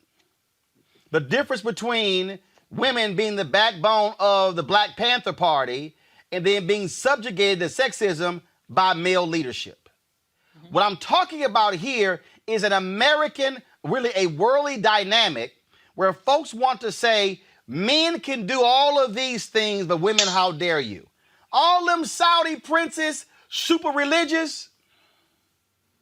We know about the freak stories. We know what happened when they come to America and other places. Yeah, they ain't sitting here talking about Allah then and talking about religion. It's how our societies have created structures that then place different levels and different things on men and women, which the point Michael was bringing up plays into, oh, we're going to pay you more because you're a man and you have a family, and we're going to pay you less because you're a single woman because it's just you. Damn that, pay me the same because it's all about skill set. This is all in the same bucket, Avis. It is all in the same bucket. But if you just look at hip hop, for example, you know, I am of what I believe the best era in hip hop, like the 80s. I came up with the Public Enemies of the world, the KRS-Ones of the world. And I remember the specific shift in hip hop when NWA came about and how that shifted the whole timbre of what that genre was about. With the 2 Live Crews of the world, right? And so we had at least a decade, if not more, after that shift, where you had, in essence, hip-hop that was all around Black women being strippers. Let's just be real. That was the entire focus of the genre. Between that and F the Police, that's all that hip-hop was really about for a good more than a decade, maybe even 2 decades. And, you know, we've seen that shift, right? There was a Queen Latifah, but now we've seen a shift in hip hop. And I saw a little video by Cardi B the other day. It was just like she was doing, maybe it was an Instagram live video of her, where she was saying that, you know, she's tried to produce songs that were less sexual in nature and that they weren't as accepted by people. They weren't hits. People didn't buy it. And it's unfortunate to me. But she don't have to do less sexual songs.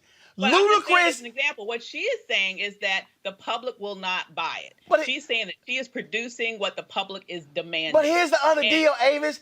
I don't even care. Here's the deal. Ludacris. You listen to Luda, y'all.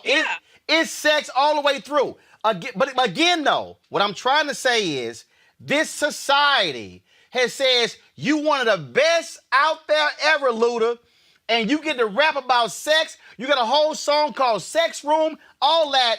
But the nonsense CeeLo said, well, she could be, Nicki and Cardi could be far more constructive, with what they do. Man, sit your ass down, dog. That's my problem. Again, if you say I'm not gonna buy Cardi B music, I'm fine with that. But what I'm not gonna say is he's fine with sexual music. Trey Songz is fine. Neighbors gonna know my name. But if she sings, neighbors gonna know my name. Oh, she a hoe. Why is she singing that music? That's my problem. Yeah. Exactly. I mean, it is a fine example of a double standard. This sort of rapping, singing, all that, and very explicit lyrics has made people millionaires, has produced billions of dollars in the music industry. Absolutely. And so when you see what's happening here and the backlash, it is, to an extent, I believe exactly right, that it is about these women having assertive power over their sexuality and being able to produce a video, as you mentioned, it doesn't even have a man involved at all. To me, what's really interesting is the biggest blowback that I have noticed, aside from these folks with their little commentary, is the whole Kylie Jenner blowback in terms of why the heck is she in the video at all, right? But what's really interesting to me is that you're exactly right. It's just another example of hypocrisy that is oftentimes sexism, where men are, in essence, praised for their sexual conquests, but women are disparaged even just for talking about sex in an entertainment medium. Hey, look, do you? If the public say we don't want it, fine, then you're going to change what you do. But it's not going to be this little double standard that exists there. It's just not going to happen. Y'all, I got to talk about this story here. I want to get your thoughts. Massachusetts, biggest companies do not have a single black board member. The biggest public companies in that state, not one black board member. Black folks make up 7% of the Massachusetts population, 12% of the United States underrepresented. Boards are now under pressure to nominate black directors.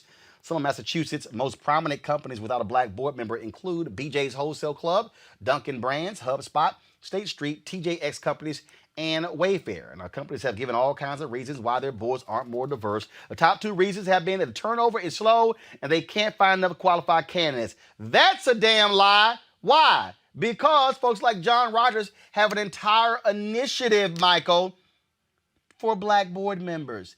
That ain't gonna fly. But here's the other piece. This is where, and I'm gonna go ahead and say it. I ain't got a problem saying it. I'm gonna call him too. I need Deval Patrick to say something. I need Deval Patrick. Now he should have done it when he was governor. I need Deval to do what Maynard Jackson did when he said, "Y'all public, guess what? No black board members. We're not gonna do business with you as a city." That's what Massachusetts should be doing. That's what the mayor of Boston should say. That's what the governor should say. State legislature, y'all can't find no black board members. We will not do business with you in this state. And Congresswoman Presley, too, who I'm a big fan of. I went to school in Boston and, wonderful city. But I never, ever thought about ever living there after college and after law school because there's never a sense of a black power structure base. And I know there is, and I know a lot of people, a lot of my friends from Boston are going to text me later and say, They'll get over it. They'll get over it. But there are some, I'm not suggesting there are none, but it's not like, other cities, major cities in the country. So that spreads to those companies.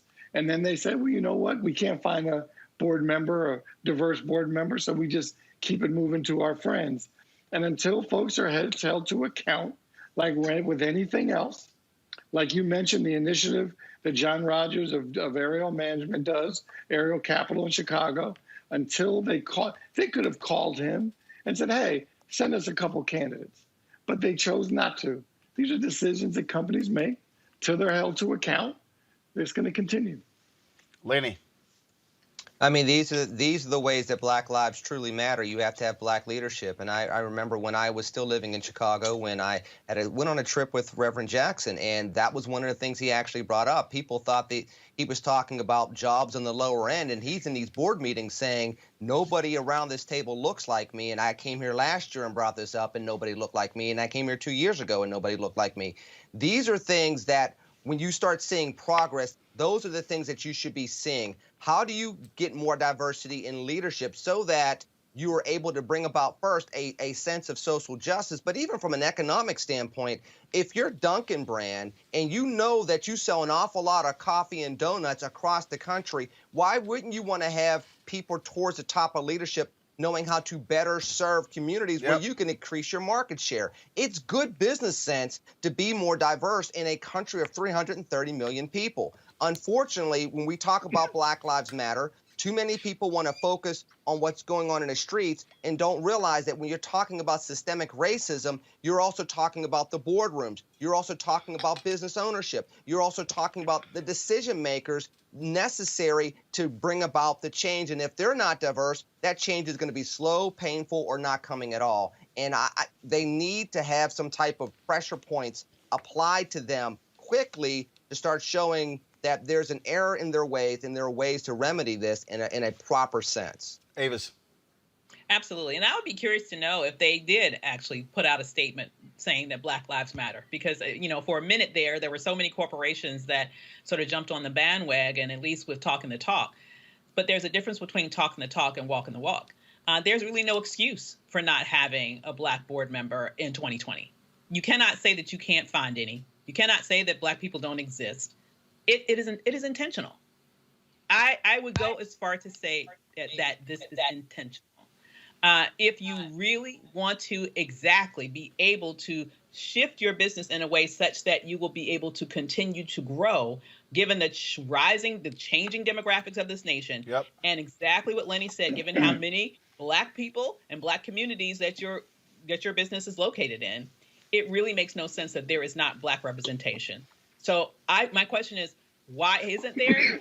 The answer is because they don't want it to be. All right, folks.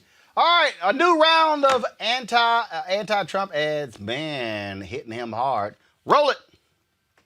We've all heard Trump bash China. We have been ripped off by China. China. China. China. China. China. China. China. China. China. Chinese virus. I don't blame China for taking advantage of us. But when Donald Trump had his own clothing line at Macy's, did he make the clothes here in the USA? These are beautiful ties. They are great ties. The ties are made in where? China? Ties are made in China. Surely Mr. America kept those manufacturing jobs in America. You buy that at Macy's. Oh, it's just another lie. Donald Trump hugs the flag, but his clothing line is made in China. You're not one of the stupid people that keeps believing Trump's lies. Or are you?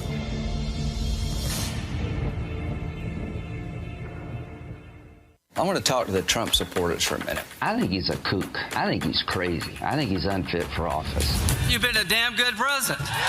Thank you, thank you, thank you, thank you. And thank you more than anything else for putting up with the never-ending bullshit you have to go through. He's a jackass. Every time I turn around, I'm being asked about Donald Trump saying one dumb thing after another, and I'm tired of it. President Trump deserves the Nobel Peace Prize and then some. He's a race-baiting, xenophobic, religious bigot. No, I don't think he's a xenophobic, race-baiting, religious bigot. I've never known an impeachment trial without a witness. That's frankly not fair. I am clearly made up my mind, so I don't need any witnesses. Yeah, well, boo yourself. Trump's the best golfer. So I don't give a shit. Over our dead bodies. If you don't like what a politician's doing, fire them at the ballot box. It's this guy, Lindsey Graham. He's one of the dumbest human beings I've ever seen. The Lindsay Must Go PAC, or LMG PAC, is responsible for the content of this communication. A foreign nation is targeting U.S. soldiers, and there has been nothing from the president. U.S. intelligence found that Russians offered a bounty if Taliban terrorists killed U.S. and British troops in Afghanistan. The information was presented to President Trump back in February. Neither the president nor his spokesperson has said whether Russia will pay a price. My dad was in the Navy. My uncle was in the Navy. My grandfather was in Korea. And now my son is in the Missouri National Guard. It's hard for a mom to stomach her son or daughter or any relative going to serve under this administration. There is no leadership. You had a phone call with Vladimir Putin on July 23rd. Did you bring up this issue? No, that was a phone call to discuss other things. It's horrifying for family members to have lost people in Afghanistan and now wonder if their sons or their husbands or their brothers were killed because of bounties, and that the United States looked the other way. Trump seems to be Putin's ally, and Putin is not an ally to our nation or to our servicemen. President Trump called reports of a Russian bounty on American troops in Afghanistan a hoax. Trump is a disaster for our military. Trump has been a disaster for this country.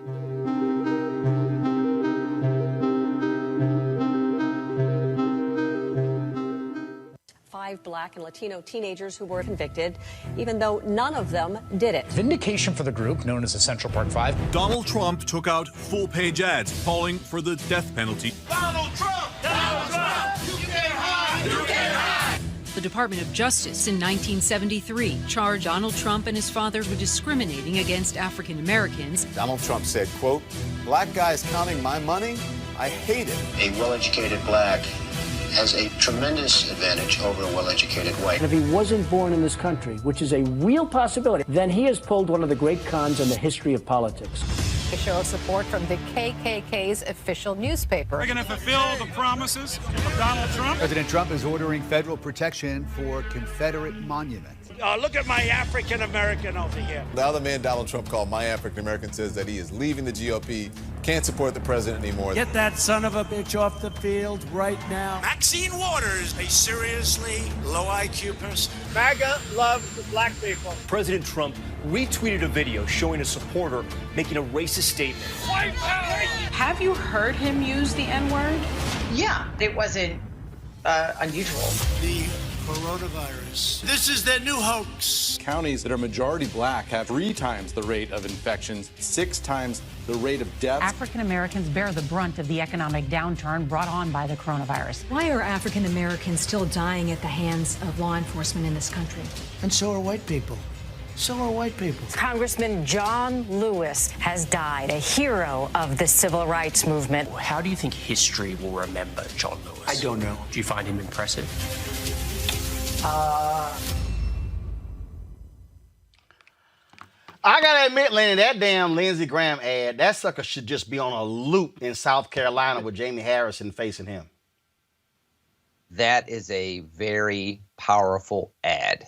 And the Lincoln Project has been doing some very stinging ads as well. You know, the truth of the matter is when it comes to Donald Trump going into 2020, I should say, is the fact that he has said so many things because he used it in 2016 to get the attention, to get free media attention, to bolster his primary candidacy in order to get to the general election and get to the presidency, that it's all fodder when you're the incumbent. These are things that general politicians can't stand doing. Now, Lindsey Graham got into the gutter and made his deal the way he did after 2016, and it's all playing back on him. A race that should not be competitive in South Carolina has become competitive because of this. But you're going to see more of these stinging type of ads where you're going to see the duplicity of comments coming out as it's playing against the foil of a pandemic, as it's playing against the racial tensions that are going on, as it's playing against the economic tensions that are going on right now. And again, when you have somebody that's not a politician, it's very easy for these things to be matched up together and put into a 30-second, 60-second, 120-second ad and be effective online or on television. Avis, when you have those mothers of members of the military doing those ads, nothing speaks more powerful than a mom talking about him being a failure protecting their children.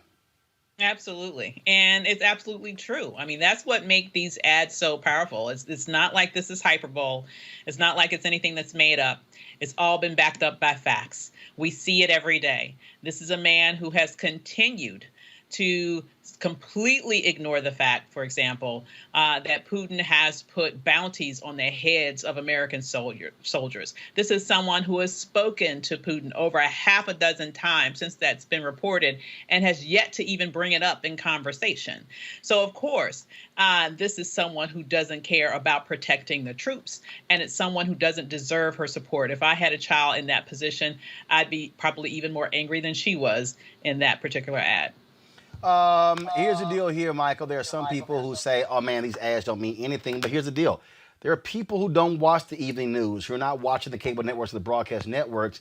If you're able to target people with the China ad showing where his products are actually made, and all of a sudden you're hearing him yelling China, China, China, that could still be an effective ad. That could pull votes. Oh, absolutely. And I understand that people say that these things don't work, but I guarantee you, as a former elected official and politician, we wouldn't spend money on ads if they didn't work. They do work. Right. I know people say they don't work. Like, so why do they keep spending? Maybe they don't work. Maybe they don't work for everybody, but they will certainly work for a whole lot of people. And you better believe Cory Gardner is dealing with them. Senator Collins is dealing with them. McSally is dealing with them. And they are under enormous pressure in this ad space because they're showing them walking past microphones, not defending fellow citizens when 45 says something stupid or racist. So they now have to come and pay the piper. And I don't know if they have enough change. All right, then. Lenny, Avis, Michael, I certainly appreciate it. Thank you so very much for joining me on this Monday. Thank you for having us. Folks, when we come back real quick, Jim Jones talks about these outdoor workouts. He's turning workouts into a block party. That's next on Roland Martin Unfiltered. You want to support Roland Martin Unfiltered? Be sure to join our Bring the Funk fan club. Every dollar that you give to us supports our daily digital show. There's only one daily digital show out here that keeps it black and keep it real as Roland Martin Unfiltered. Support the Roland Martin Unfiltered daily digital show by going to RolandMartinUnfiltered.com. Our goal is to get 20,000 of our fans contributing $50 each for the whole year. You can make this possible.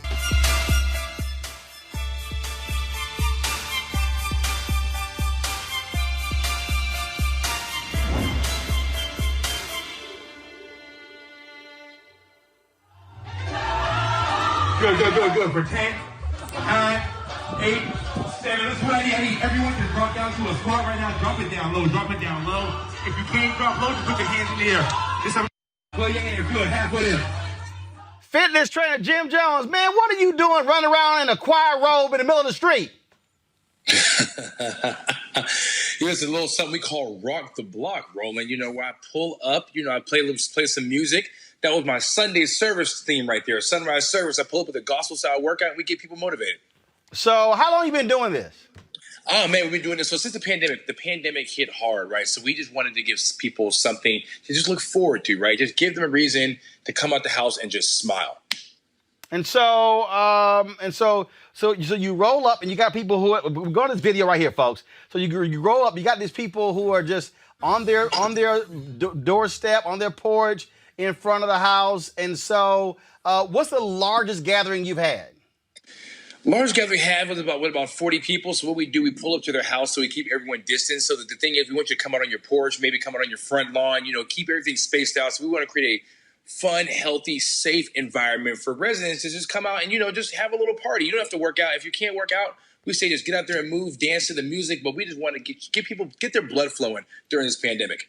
One of the things that I was showing us a video the other day of this spin class. Same thing.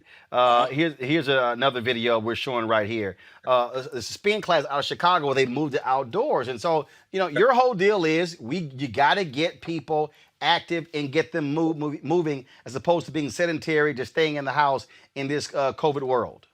For sure. That's the thing. I think the best fight against this COVID is a healthy immune system, right? So we have to get creative about how we're going to strengthen people's immune system because indoor workouts, people don't feel comfortable doing that yet, rightfully so. I don't either. So We just got to just find a great way to just keep your spirits up, keep your immune system up, and we can fight this thing.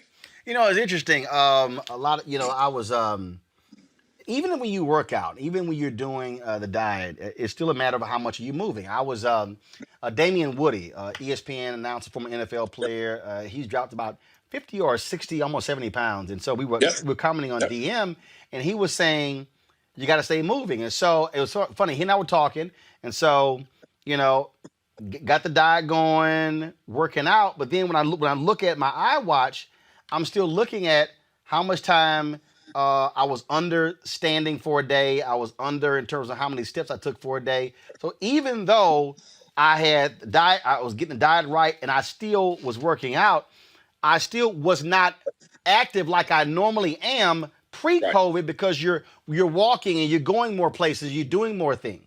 For sure.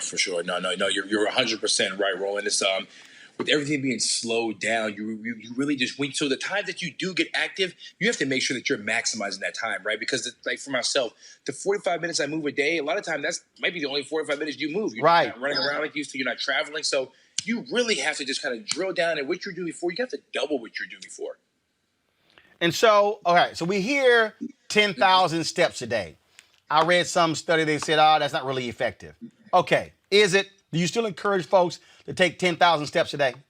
Yeah, I encourage people to do that in addition to your workout, if that makes sense. So do your 45-minute workout every day, but then do your 10. Then try to get your steps in. Use your steps as kind of a supporting factor for the workout. All right. So with that, in terms of again, with our workouts and how we should be operating, how we should be moving, for the person who says, all right, man, fine. Where do I start? Just basic. Where do you get them to start? For sure. We tell people, just get up and move around. So I know, Roland, you're a great dancer in your own mind. So we tell people. Hold on. Now you know doggone well I can dance. Now let's not even talk about your rhythmless self. So take you for example, if you like to dance, just turn some music on and dance, right? So just do anything that will start to get you active. I think what you don't want analysis, but you don't want paralysis by analysis. You want to just analyze, what should I do, how should I start, and you do nothing, right? So we tell people, just do something. Get out there, dance, walk, ride a bike. You know what I'm saying? Get out there, do some air squats, do some push-ups, and roll. If you like rolling, you can do that percolator. You and I talk about this as well, and this is the last question for you. How folks say, I want to lose 30 pounds. Mm-hmm. Every time we've talked, we say, no, my focus is 5, then 5 more, then 5 more. That you minimize it as opposed to trying to come up with this huge number. For sure. Yeah, bro. It's like anything else in life, right? You got to take steps, right? Now, people have these huge goals. They're like, I got to lose 30 pounds. I have to lose 20 pounds. The doctor said this. I got to fit into this. Just stop all that, right? It's nothing in life. You don't make $1 million overnight, is what I tell people. You got to just kind of break it down and set yourself very small metrics. Small victories turn into huge wins. I tell people, so go 5 pounds, 3 pounds, 6 pounds, 1 pound. At the end of the month, you've lost 15 pounds, right? All right, Jim. That's it for us. All right, where can people reach you? How can they reach you if they want to do a fitness plan, a meal plan? What's up? On Instagram at GYMJONEZ. My website is Jim Jones, GYMJONEZ.fit. And you can catch me on Twitter. I'll tweet, Roland. You just retweet it. Everyone, you have a huge following. So yeah. You desperately need my help. Yeah, you desperately need my help. Yeah, you really, really need my help. Yeah. I mean, your tweet game is awful. Your tweet game is awful. We all don't have 1 million followers, Roland. We all don't have 1 million followers. You don't. You have 583. You don't even have 600. Right. So people out there, could y'all go to my iPad, please? If y'all out there, please, could y'all just go to Jim Jones Global, GYMJONEZ Global. Y'all, please, could y'all at least get him to 600? I'm tired of seeing him at 583. So can y'all please get him to 600? And so I would greatly appreciate that. His Twitter handle is GYMJONEZGLOBAL. Please, he has 580. Now he has 584. So one of our people clearly. So if 16 more of you could please join his Twitter page. I promise he's going to tweet more when it comes to exercise and fitness and things along those lines or if he doesn't, I will cuss him out. You will do that for sure. You will follow through on that. Yes, I will. Yes, I will. And if y'all want to provide him with some dance lessons, go right ahead as well. All right, Jim, I gotta go. Sounds good, Roland. Peace, brother. All right, thanks a bunch. All right, folks, that is it for us. We got to go. Please don't forget, if y'all want to support what we do, join our Bring the Funk fan club. We have approaching 11,000 folks who join our fan club. Our goal is to get, of course, 20,000 by the end of the year. So we just got 5 months to do it. We need y'all to join right now. More than 3,000 of y'all, 3,500 of y'all on YouTube right now. Y'all can join right here on YouTube. You don't even have to use anything else. Cash App, $RM Unfiltered. PayPal.me/R Martin Unfiltered. Venmo.com/RM Unfiltered. If you want to send a money order, please do so to New Vision Media, NU Vision Media Inc., 1625 K Street Northwest, Suite 400, Washington, D.C., 2006. Folks, I shall see you guys tomorrow. Don't forget, go to vote.org. Vote.org, where you can check your registration. You can register to vote. You can also request your ballot. We want you to absolutely be ready, be informed, and get yourself ready for the election. You can't vote unless you're registered. Make it happen. Tell a friend, tell a family member, tell a church member. We can be the difference. I'll see y'all tomorrow.